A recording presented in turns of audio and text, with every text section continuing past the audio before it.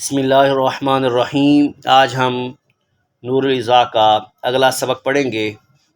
ہم وضو کے نواقض پڑھ رہے تھے، یعنی وضو کو جو چیزیں توڑ دیتی ہیں ان کو پڑھ رہے تھے۔ پچھلے سبق میں چند چیزیں ہم نے پڑھ لی ہیں جن سے وضو ٹوٹ جاتا ہے۔ آج اس سے آگے پڑھیں گے۔ وَدَمٌ غَلَبَ عَلَى الْبَزَاقِ، اور خون کا تھوک پر غالب آ جانا، اس سے بھی وضو ٹوٹ جاتا ہے۔ مثلا منہ سے خون نکلا اور آپ نے تھوکا تو تھوک جو ہے وہ ریڈ ہے، سرخ ہے، تو یہ تھوک پر خون کو غالب سمجھا جائے گا۔ خون کو تھوک پر غالب سمجھا جائے گا اگر تھوک سرخ ہو۔ سمجھ آ گئی؟ اس سے وضو ٹوٹ جاتا ہے، اس سے وضو ٹوٹ جاتا ہے۔ او ساواہ، یا اس کے برابر ہو، یا تھوک کے برابر ہو۔ بزاق کہتے ہیں تھوک کو، بزاق اس کا معنی ہے تھوک ہے۔ ساواہ، یا اس کے برابر ہو۔ تو ودمن، اور خون غالبہ غالب ہو، علی البزاقی تھوک پر، او ساواہ، یا اس کے برابر ہو، تو اس سے بھی وضو ٹوٹ جاتا ہے۔ خون بدن کے جس بھی حصے سے نکل کر بہہ جائے، اس سے وضو ٹوٹ جاتا ہے، شرط یہ ہے کہ وہ بہنے والا ہو۔ خون نکل کر بہہ جائے تو اس سے وضو ٹوٹ جاتا ہے۔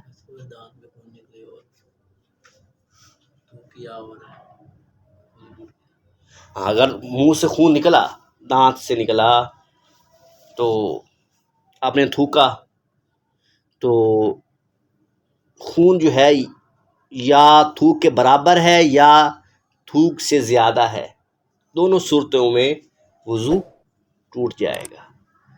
دونوں صورتوں میں وضو ٹوٹ جاتا ہے۔ کہ خون کا مسئلہ یہ ہے کہ خون بدن کے جس بھی حصے سے نکل کر بہہ جائے، وضو سے ٹوٹ جاتا ہے۔ انجیکشن لگوایا، اگر تو گوشت میں لگایا، ٹھیک ہے، گوشت میں لگاتے ہیں، ٹھیک ہے، تو اگر اتنا خون نکلا جو بہنے کی مقدار میں تھا تو وضو ٹوٹ جائے گا۔ اگر نس میں لگوایا انجیکشن، اب عموماً جب نس میں لگایا جاتا ہے تو وہ پہلے تھوڑا سا کھینچتے ہیں، اتنا خون باہر نکلتا ہے جو بہنے کی مقدار میں ہوتا ہے، تو اس سے وضو ٹوٹ جائے گا۔ کیا سمجھ آ گئی؟ یا خون ٹیسٹ کروایا تو خون اتنا نکلتا ہے کہ وہ بہنے کی مقدار میں ہوتا ہے، اس سے بھی وضو ٹوٹ جائے گا۔ تو خون بدن کے جس بھی حصے سے نکل کر بہہ جائے، یہ ناقض وضو ہے۔ سمجھ آ گئی؟ اس سے وضو ٹوٹ جاتا ہے۔ تو اب یہاں یہ بتا رہے ہیں ودمن، اور خون غالبہ غالب ہو، علی البزاقی تھوک پر، او ساواہ، یا تھوک کے برابر ہو خون، دونوں صورتوں میں وضو ٹوٹ جائے گا۔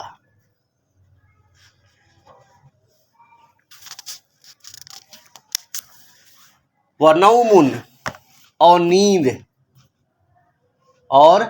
نیند لم تتمکن فیہ المقعدۃ من الارض، ایسی نیند جس میں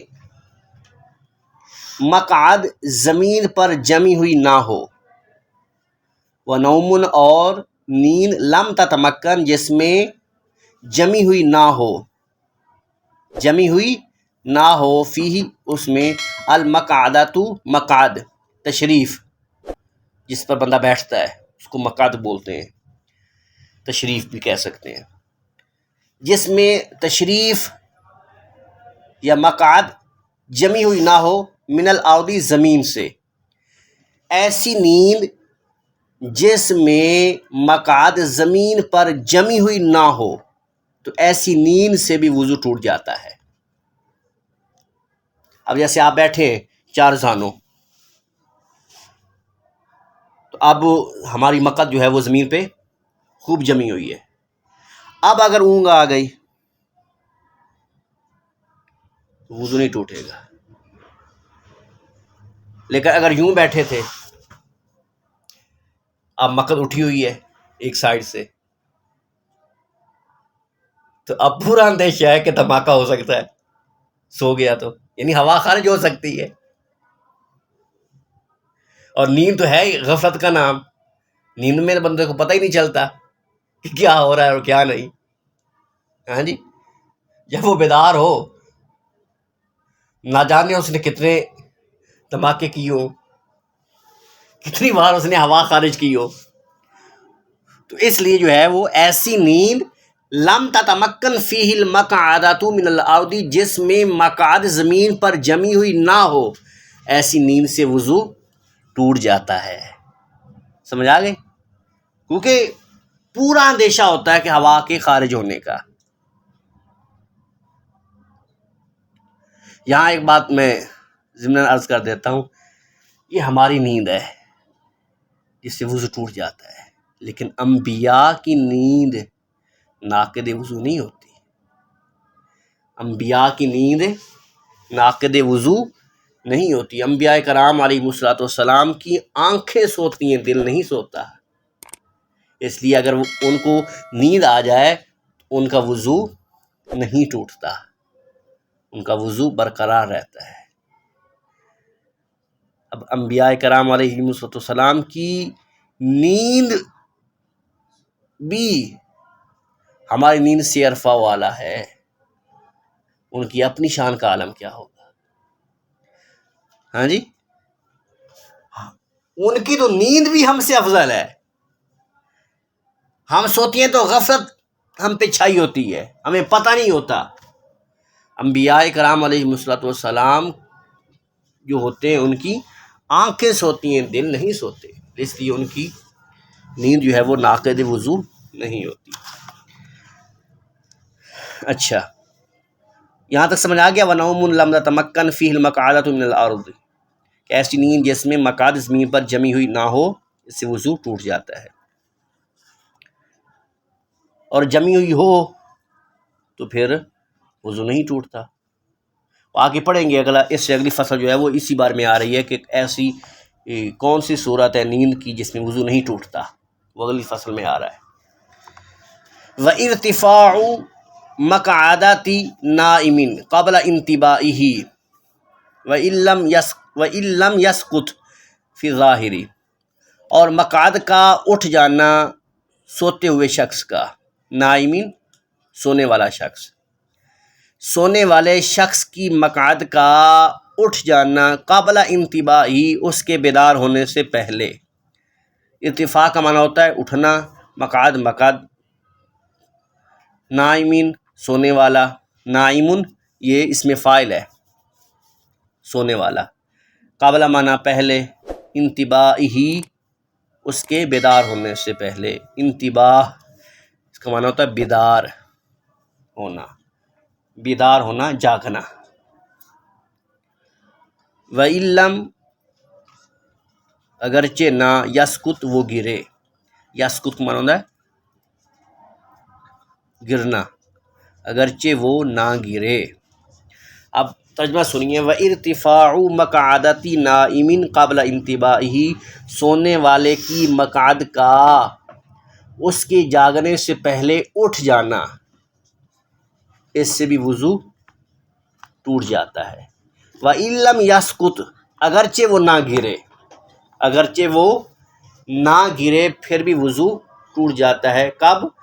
جب سونے والے کی مقعد کا اس کے بیدار ہونے سے، جاگنے سے پہلے اٹھ جانا.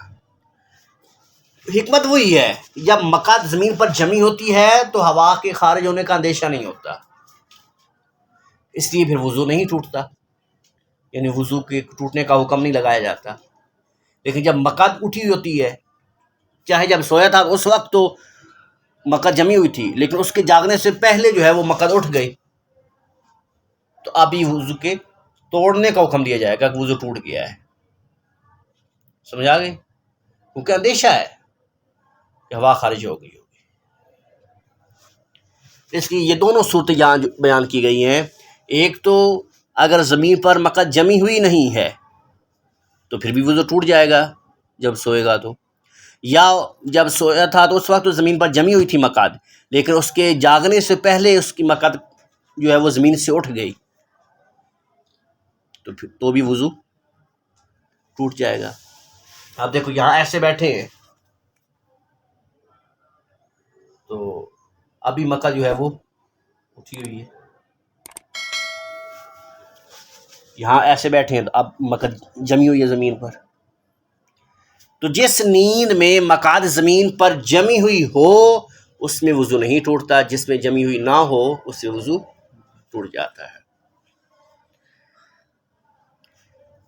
اگرچہ نہ گرے فی ظاہر قول کے مطابق۔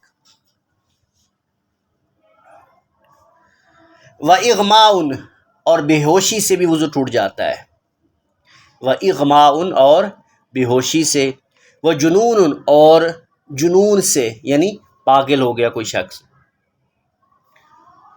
وَسُكْرٌ اور نشے سے، کسی نے نشہ کیا تو اس سے بھی وضو ٹوٹ جاتا ہے۔ اس سے مراد وہ نشہ ہے جس میں پاؤں لڑکھڑائے، یعنی اس نے ایسی نشے والی چیز لی کہ چلتا ہے تو آپ پاؤں لڑکھڑاتے ہیں،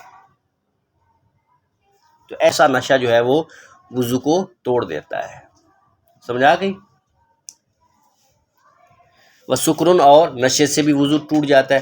وَقَهْقَهَةُ بالغ یقظان فی صلاۃ ذات رکوع و سجود، اور وقہقہۃ اور کہکہا لگانا بالغ شخص کا، یقظان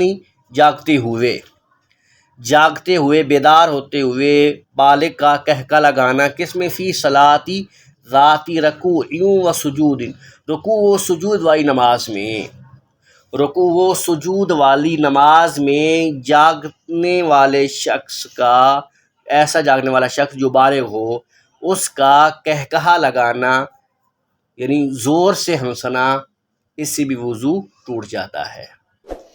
سمجھ آ گئی؟ نماز کے اندر اگر بندہ صرف مسکرانے میں آواز نہیں پیدا ہوتی، ٹھیک ہے، مسکرائے تو اس سے وضو نہیں ٹوٹتا، نہ نماز ٹوٹتی ہے، لیکن اگر ہنسنے میں اتنی آواز ہوتی ہے کہ اپنے کانوں تک آواز آتی ہے، اس سے نماز ٹوٹ جاتی ہے، وضو نہیں ٹوٹتا۔ اور کہا کہتے ہیں کہ اتنی آواز میں ہنسنا کہ ساتھ والے تک آواز چلی جائے، اگرچہ نہ کھڑا ہو، اکیلا نماز پڑھ رہا ہو، لیکن اگر اتنی آواز نکلی ہے کہ اگر پاس کوئی کھڑا ہوتا تو اس تک آواز چلی جاتی تو وضو ٹوٹ جائے گا۔ نماز تو گئی لیکن ساتھ ساتھ وضو بھی گیا، وضو بھی ٹوٹ جاتا ہے۔ سمجھ آ گئی؟ اصل میں نماز جنازہ میں سجدہ رکوع ہوتا ہی نہیں ہے۔ ہاں، نماز جنازہ میں اگر کوئی کہکہ لگا کے ہنسے گا، یا اسی طرح سجدہ تلاوت ہے تو اگر اس میں اگر کوئی اونچی آواز سے کہکہ لگا کے ہنسے تو اس سے وضو نہیں ٹوٹے گا، ٹھیک ہے۔ نماز جنازہ میں سجدہ تلاوت میں اگر کوئی کہکہ لگا کے ہنسے تو اس سے وضو نہیں ٹوٹے گا۔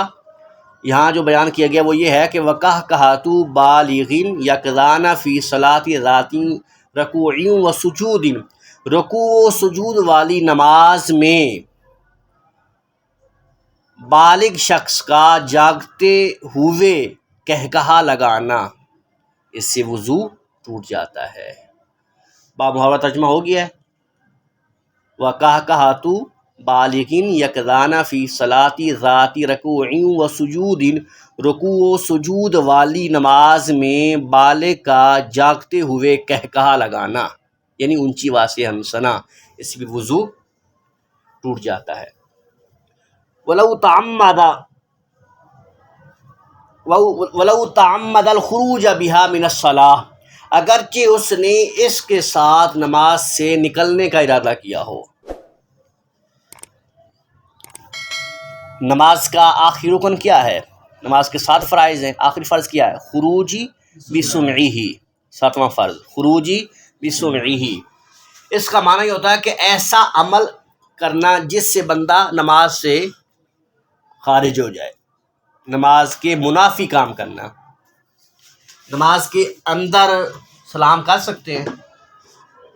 نہیں کر سکتے، یعنی سلام جو ہے وہ نماز کے منافی کام ہوا. اس کے علاوہ اور کوئی کام، کھانا پینا، نماز میں نہیں نہ کر سکتا. تو اگر تو خروج بصنعہ کا معنی یہ ہوتا ہے کہ ایسا کام کرنا جو نماز کی منافی ہو، جس سے بندہ نماز سے خارج ہو جائے، نکل جائے. ٹھیک ہے. تو اب وہ تو بندہ کوئی بھی کام کر سکتا ہے نماز سے خارج ہونے کے لیے، کوئی بھی کام کر سکتا ہے نماز سے خارج ہونے کے لیے، لیکن سلام کے ساتھ نماز سے خارج ہونا یہ واجب ہے. سلام کہہ کے نماز سے خارج ہونا یہ واجب ہے. اس لیے عموماً جو ہے وہ جب یہ ہم بیان کرتے ہیں نا خروج بصنعہ، تو ہم اس کا معنی یہ کہہ دیتے ہیں یعنی دونوں طرف سلام پھیرنا. سادے لفظوں میں ہم یہ بیان کرتے ہیں، لیکن اس کا صحیح معنی یہ ہوتا ہے کہ ایسا فعل کرنا جو نماز کے منافی ہو، جس سے بندہ نماز سے خارج ہو جائے. تو اب یہاں جو مسئلہ بیان کیا جا رہا ہے وہ یہ ہے کہ بالغ شخص کا جاگتے ہوئے رکوع و سجود والی نماز میں کہکہا لگانا، اس سے وضو ٹوٹ جاتا ہے اگرچہ اس نے نماز سے خارج ہونے کے لیے کہکہا لگایا ہو. ولو تعمد الخروج، اگرچہ اس نے ارادہ کیا ہو خروج کا، نکلنے کا، بہا اس کے ساتھ یعنی کہکہا کے ساتھ، من الصلاۃ نماز سے، اگرچہ اس نے نماز سے کہکہا کے ساتھ خارج ہونے کا ارادہ کیا ہو تو بھی وضو ٹوٹ جائے گا. سمجھا گئی بات؟ پوری سمجھ میں آ گئی ہے نا؟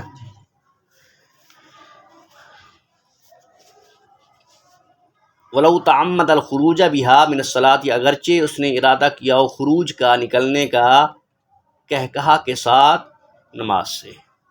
ٹھیک ہے، اگرچہ اس نے کہکہا کے ساتھ نماز سے خارج ہونے کا ارادہ کیا ہو تو بھی وضو ٹوٹ جائے گا، کیونکہ اب سلام سے ہی نماز سے خارج ہونا ہے، کیونکہ یہ واجب ہے.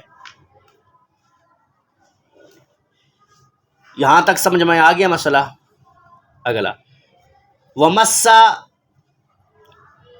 فرجن بذاکر منتصب بلا حائل، اور منتشر اعلی تناسل کا بلا حائل شرمگاہ کو چھونا. ومسا اور چھونا، فرجن شرمگاہ کو چھونا، بذاکر منتصب منتشر اعلی تناسل کے ساتھ. ذکر کہتے ہیں اعلی تناسل کو، منتصبین کہتے ہیں منتشر. ذکر کہتے ہیں مرد کی پیشاب کی نالی کو ذکر کہتے ہیں. ٹھیک ہے، مرد کی پیشاب کی نالی کو ذکر کہتے ہیں. منتصبین منتشر، منتشر کا معنی سمجھ رہے ہیں نا، جس میں اکڑاؤ ہوتا ہے. تو بذاکرین منتصبین منتشر اعلی تناسل کے ساتھ، بلا حائل بغیر پردے کے، شرمگاہ کو چھونا، اس سے بھی وضو ٹوٹ جاتا ہے.